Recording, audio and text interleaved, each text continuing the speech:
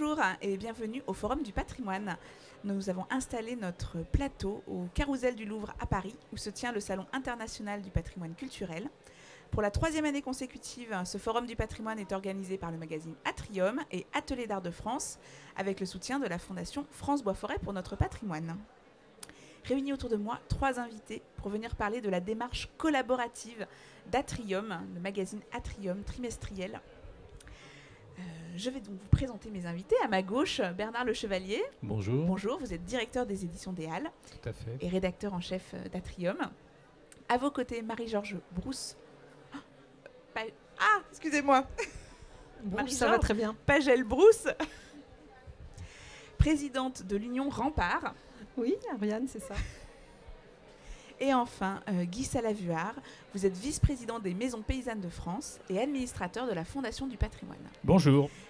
Bienvenue à tous les trois. Alors peut-être déjà pour nous représenter cette démarche collaborative d'Atrium, Bernard Le Chevalier, est-ce que vous pouvez nous parler un petit peu du magazine ? Alors, le magazine Atrium existe aujourd'hui depuis une 20aine d'années. Donc, on est au service du monde du patrimoine, de son actualité et des gens qui le composent et qui œuvrent pour sauvegarder le patrimoine national. Voilà, donc il y a une dizaine d'années, on s'est croisé avec Guy Salavuard, qui était à l'époque à la Fondation du patrimoine, et j'ai voulu à ce moment-là élargir le regard qu'on avait dans l'équipe rédactionnelle du magazine à d'autres acteurs extérieurs de la rédaction pour, je dirais, avoir un point de vue un peu différent, peut-être plus institutionnel et plus dans la réalisation globale des projets. Et donc c'est à ce moment-là qu'on a commencé à ouvrir une rubrique régulière dans les colonnes d'Atrium à la Fondation du patrimoine. Et puis la Fondation du patrimoine avait une plume extrêmement leste et inspirée dans le domaine du patrimoine. C'est un camarade. Qui était Guy Salavuard. Et voilà, on a commencé un petit peu cette aventure. Et donc à chaque numéro d'Atrium, nous avions une livraison de texte de la Fondation du patrimoine sur les projets en cours, sur les rénovations qui étaient en place, les grands chantiers menés par la Fondation. Donc ça a mis un peu ça a été le début un peu de cette démarche collaborative externe. Donc vous pouvez peut-être en dire un mot, Guy. Oui, je me souviens, tout ça date de 10 ans, ça paraît déjà loin, mais je m'en souviens très, très précisément. On s'était bien retrouvés finalement sur deux idées simples, qui plus que des idées sont des valeurs. En fait, la première, c'était que tout simplement, la tâche est tellement grande pour sauvegarder le patrimoine, le remettre dans la vie, l'affecter, le faire vivre. La tâche est tellement grande qu'il y a de la place pour tout le monde. Donc tout ce qui peut réunir les acteurs, faire qu'ils se complètent et qu'ils évitent les complications et les duplications et les complications, et bien tout ça a été bon. C'était une première idée, et finalement très, très forte et à laquelle on se réfère encore souvent. Et puis la deuxième idée, plus simple encore, c'était que le fait de montrer ce qui est réalisé, de montrer que dans une ville ou dans un village ou dans une propriété privée, quelque chose d'impossible a été réalisé, eh bien, c'est donner à ceux qui ont des projets le courage dont ils peuvent manquer et des idées dont ils peuvent aussi manquer. Donc cette mise en commun de réalisation, cette mise en commun non pas de moyens, mais d'idées et de réalisation, c'est au service de la collectivité, parce que le patrimoine, c'est l'affaire de tous. Alors justement, pour compléter cette ouverture qu'on avait avec la Fondation du patrimoine, on est allé chercher d'autres acteurs aussi. Donc on a ici avec nous un autre acteur c'est une autre action sur le patrimoine, mais qui me paraît essentielle aussi. C'est un côté beaucoup plus social autour du patrimoine. J'ai vraiment été admiratif dans le travail que faisaient les différentes associations qui adhéraient à l'Union Rempart et leur approche très humaine finalement du secteur du patrimoine, cette transmission de la culture, ces formations et tout. Et voilà, ça m'a paru aussi essentiel d'accueillir l'Union Rempart dans ces pages d'Atrium. Donc si vous pouvez nous en dire un petit mot sur votre action. Oui, alors merci Guy, déjà de reprendre la devise de Rempart qui est un idéal chez Rempart, c'est-à-dire de faire du patrimoine l'affaire de toutes et tous. Parce que Rempart, c'est une association. C'est une conviction. Mais évidemment. Mais c'est pas, voilà, c'est ce que j'aime à dire, pas simplement une affaire d'experts ou de propriétaires ou de politique, de public, bref, de services publics. C'est aussi l'affaire de vous et de moi, de nous tous.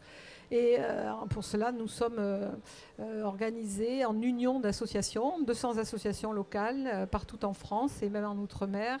Et nous avons donc cet idéal de construire un projet concret, collectif autour du patrimoine, quel qu'il soit petit ou gros, qu'il soit en ville, à la campagne, qu'il soit protégé ou non protégé. Et ça fonctionne plutôt pas mal, puisque depuis 1966, l'année de notre naissance, nous avons restauré plus de 1000 sites avec plus de 200 000 bénévoles. Donc oui, on est content que ça puisse d'avoir cette ouverture, cet affichage avec Atrium, parce que nos associations collaborent, évidemment, chacune différente, je pense, parce qu'on a toutes sortes, encore une fois, de patrimoine. Et cette collaboration, en fait, elle est un affichage et offre une lisibilité à ce travail qui est, on parlait d'humilité tout à l'heure, mais plutôt modeste et humble, et voilà, elle se fait en toute discrétion, mais se fait réellement, professionnellement. Et puis les éléments qu'apporte Rempart dans la rédaction, c'est aussi cet aspect proximité. Il n'y a pas de verbiage, où on est là dans quelque chose qui est compréhensible par tout le monde. Et puis ça traduit parfaitement le rôle social qu'a le patrimoine auprès de plein de publics. Et ça, c'est quand même fantastique. En effet, cette affaire de tous, moi j'ai aussi cette conviction, et c'est aussi pour ça qu'on est là. Social, certain, mais sociétal également. Parce que je pense que le patrimoine, c'est un support pour bien des choses, et notamment la citoyenneté, mais aussi l'éducation, la transmission, c'est important. On pense patrimoine, on pense vieille pierre, et on pense restauration, mais pas que. Histoire, architecture, c'est bien, mais pas que, puisque je crois qu'on est au plus près aussi de tous les changements actuels, parce que nous avons des publics, nous avons des stages, nous avons des chantiers et de la formation. Donc nous épousons, nous anticipons même quelquefois les problèmes actuels, que ce soit celui évidemment essentiel, vital de la transition écologique en ce moment, mais aussi celui de la non-discrimination, du respect, de l'éthique, de l'intégrité de nos bénévoles, des personnes qui font partie de nos chantiers. Mais je pense que le patrimoine peut nous aider à faire société. Et c'est un peu ça qu'on veut dans nos colonnes. C'est un peu tout ce qui nous permet de faire société avec le patrimoine. On a beaucoup de leçons finalement à recevoir du patrimoine. Il y a quand même tout cet aspect, cette culture, aussi bien du bâti que de la société, qui est à transmettre. Aujourd'hui, on dit souvent le patrimoine, c'est le monde d'hier. Mais peut-être aussi, ça nous aide à construire le monde de demain, en le comprenant, en l'interprétant et en travaillant sur ce qui s'est passé. Moi, je ne suis pas un adepte de la tabula rasa, donc je pense qu'on a beaucoup de choses à accepter et à intégrer dans le patrimoine et à transmettre. C'est essentiel. C'est effectivement, je reprends la même formule, c'est l'affaire de tous. Sauvegarder le patrimoine, c'est effectivement exercer le devoir de mémoire à toutes les générations qui nous ont précédés, à tous les sapiens qui nous ont précédés et qui ont fait ce que nous sommes. Mais pour autant, c'est pas une attitude passéiste, il faut le dire, je crois et le redire. C'est pas une attitude, une posture nostalgique tournée vers le regard dans le rétroviseur. C'est une contribution à l'éducation des nouvelles générations. C'est une contribution à la vie sociale, bien sûr, et à la vie économique des territoires. Et Bernard, tu mentionnais le fait qu'on a des leçons à prendre du patrimoine. Je pense qu'aujourd'hui, dans le grand sujet de la mutation énergétique, le bâti ancien nous donne des leçons et on n'a pas toujours l'écoute suffisante pour les entendre. Le bâti ancien, il n'est pas sorti d'un chapeau, il est très souvent sorti du territoire sur lequel il se trouve. Il a été fait avec les matériaux ramassés à côté par les gens qui allaient l'utiliser, donc ça allait être les usagers, et il est plein d'enseignements, plein de sagesse, qui parfois peuvent nous donner des leçons. Le bâti qui est tourné de l'autre côté du vent dominant, dont les petites fenêtres font qu'il n'y a pas trop de soleil qui entre, dont la végétation protège là aussi des intempéries, toutes ces leçons sont à prendre et à retenir. Et puis enfin, le patrimoine de proximité et les images, les belles images de la rue Atrium, elles sont de plus en plus belles, et la dernière couverture qui représente Aix-en-Provence avec ce campanile, elle est superbe. Eh bien, ce sont autant de portes ouvertes vers la culture. Tout le monde, tous les Français, et pas uniquement les Français, passent tous les jours devant des éléments de patrimoine, et c'est la porte la plus facile à franchir pour accéder à la culture. C'est la mission initiale du ministère de la Culture. Si Malraux était là, je pense qu'il nous dirait qu'on a raison. On l'intégrerait dans l'équipe rédactionnelle. Bien, en plus, donc Guy est devenu vice-président aujourd'hui de Maison Paysanne de France.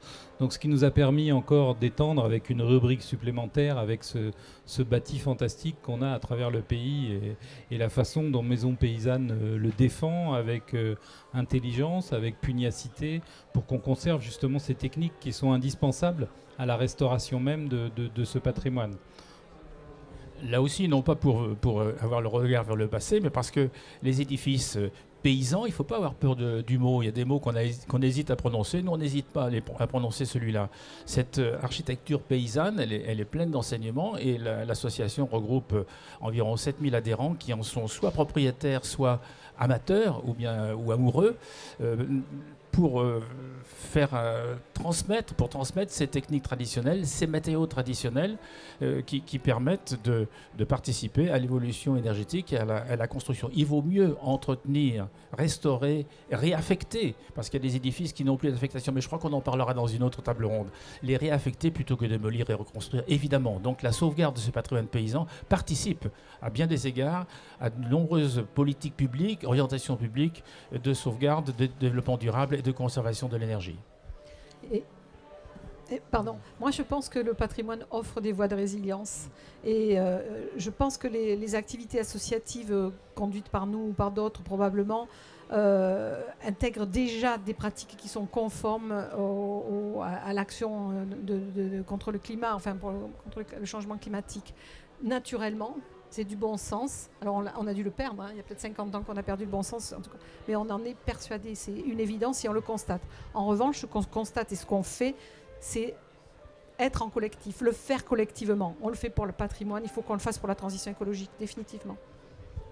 Et alors on a aujourd'hui une dizaine de partenaires maintenant qui écrivent régulièrement dans les colonnes d'Atrium. Donc je vous ai présenté les premiers, on va continuer avec les suivants puisque on va recevoir là le président de l'association des architectes du patrimoine, puisque cette association collabore avec nous en nous amenant un regard tout à fait novateur et des fois très, très décapant sur ce monde du patrimoine. Et je pense que ça, c'est fort important. Et puis on aura aussi la politique de la ville qui rentre dans Atrium avec Petite Cité de Caractère qui sera représentée là et Cité remarquable aussi qui fait partie de nos partenaires. Et puis nous avons récemment ouvert avec l'INRAP et un chercheur émérite de l'INRAP une rubrique sur l'archéologie parce que ces éléments de découverte sont aussi très importants. Voilà, et je ne pourrais que remercier tous ces spécialistes de leur part du patrimoine, de nous l'amener, d'amener cette réflexion globale qui nous permet maintenant, numéro après numéro, d'aborder des sujets transverses avec des regards très différents, des points de vue très différents, et de nourrir le débat du patrimoine, de montrer que c'est un secteur extrêmement riche, avec beaucoup de gens qui sont tous réunis par la passion du patrimoine, quoi, parce que c'est avant tout une question de passion. Et merci à Atrium de nous permettre d'afficher cette passion. Merci à vous. Nous accueillons à présent 3 autres partenaires, des chroniqueurs donc trimestriels de la revue Atrium. Je vous présente à ma gauche Monsieur Laurent Pelletier. Bonjour. Bonjour. Vous êtes chargé de gestion et de conservation des vestiges archéologiques de l'INRAP. Oui, tout à fait. À vos côtés, Monsieur Christian Laporte. Bonjour. Bonjour. Vous êtes architecte du patrimoine et membre et président même de l'Association des architectes du patrimoine. C'est ça. Et à vos côtés, Monsieur Michel Becker. Bonjour. Bonjour, vous êtes maire de Chillac et représentant aujourd'hui des petites cités de caractère. C'est cela même. Alors, vous, pour vos structures respectives, comment vivez-vous ce partenariat avec Atrium? Qu'est-ce que cela vous apporte? Qu'est-ce que cela vous permet d'exprimer? Écoutez, je vais commencer pour Petite Cité de Caractère. Tout d'abord, je parle en tant que participant à ce réseau de petites cités, petites parce que c'est des villes et des villages qui ont moins de 6000 habitants. À titre d'exemple, Chillac est toute petite ville de la Haute-Loire, ça fait 179 habitants. On ne parle pas de ville, on parle de village. Mais vous voyez bien la diversité donc, des sites. Donc des cités parce qu'elles sont regroupées, elles sont finalement autrefois elles étaient probablement en tant que petites villes et villages des centres-bourgs, des villages intéressants et de caractère parce qu'elles ont des singularités. Et donc cet ensemble-là, c'est un ensemble de 200 sites répartis en France, dans les différentes régions. Et chacune de ces petites cités de caractère, elle a finalement des singularités qui font qu'elles peuvent présenter au public, au travers de la collaboration avec Atrium, des traits particuliers. Dans les dernières revues, on a parlé effectivement des gares, on a parlé du tourisme, du patrimoine thermal, et on voit bien qu'on a identifié quelques-unes de ces cités qui étaient emblématiques de ces éléments de patrimoine. Parce que le patrimoine, il est pluriel. Et on peut avoir un patrimoine bâti avec des monuments classés, des grandes églises, des châteaux forts, mais on a aussi tout un ensemble de petits patrimoines dans ces cités qui sont des vieux lavoirs, qui sont des cimetières, qui sont d'anciens paysages vernaculaires. Donc on voit bien tout un ensemble de patrimoine et souvent chaque cité isolée peut avoir un trait particulier qu'il convient de mettre en exergue. Et au-delà des patrimoines bâtis, qui sont très emblématiques, il y a aussi tout un ensemble de patrimoines qui sont les savoirs, les savoir-faire, qui sont des patrimoines des fois festifs, une fête qui avait lieu à telle date dans tel village, qui est maintenue aujourd'hui. Donc on voit bien la diversité et l'importance qu'il y a d'exposer cette diversité au grand public. Écoutez, merci. Effectivement, à travers les tribunes d'Atrium, on peut découvrir l'ensemble de ce patrimoine effectivement très pluriel, très, très varié. Je vais passer la parole peut-être à votre voisin. Oui, alors l'Association des architectes du patrimoine, qui a bientôt 45 ans d'existence, s'est posé la question à un moment donné de savoir s'il ne fallait pas qu'elle ait sa revue, comme la Pierre d'Angle pour l'ANABF ou d'autres associations aujourd'hui du G7 qui ont leur propre revue, qui ont d'autres moyens que les nôtres.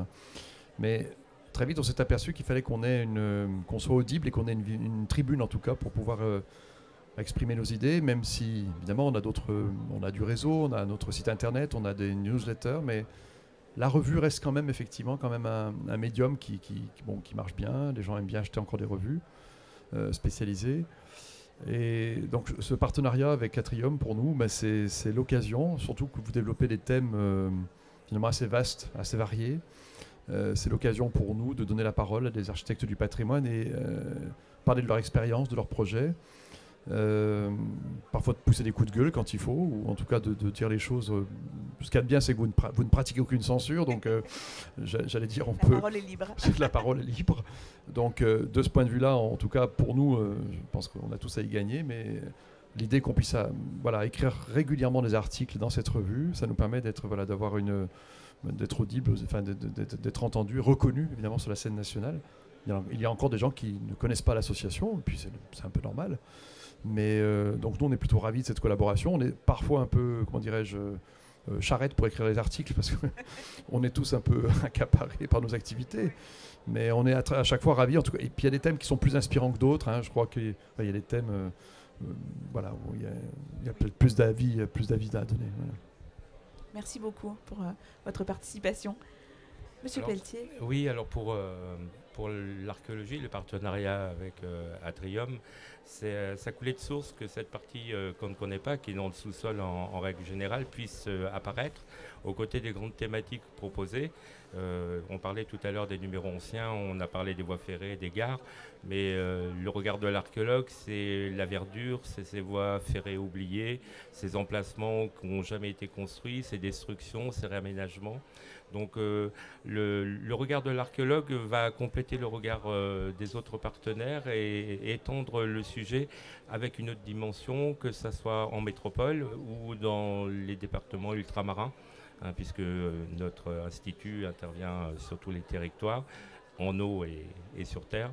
Et donc c'est d'apporter, quand tu as une thématique globale, c'est d'apporter ce regard et l'état de la connaissance pluridisciplinaire entre archéologues, chercheurs, universités ou bénévoles parfois qui ont fait des recherches très longtemps sur des sujets particuliers. Je pense aussi qu'il y a une fonction principale avec Atrium qui est la notion de partage, parce que le patrimoine ne se révèle pas spontanément. Et le grand public a besoin de ce partage et cette explicitation des patrimoines, et qu'une revue comme Atrium doit pouvoir jouer ce rôle de vecteur. Il faut que ce patrimoine les patrimoines soient le plus partagés, y compris avec les jeunes générations. Comment Atrium peut diffuser au sein des très jeunes pour que le patrimoine soit vraiment une conscience collective et une envie collective. Mais écoutez, merci beaucoup pour vos retours. J'espère que la collaboration pourra continuer pour les années à venir. Aucun doute. Merci. Je vous invite à retrouver cette émission ainsi que toutes celles tournées dans le cadre du Forum du patrimoine sur notre site internet Atrium, ainsi que sur celui de nos partenaires Atelier d'Art de France et la Fondation France Bois Forêt pour notre patrimoine. Merci et à bientôt.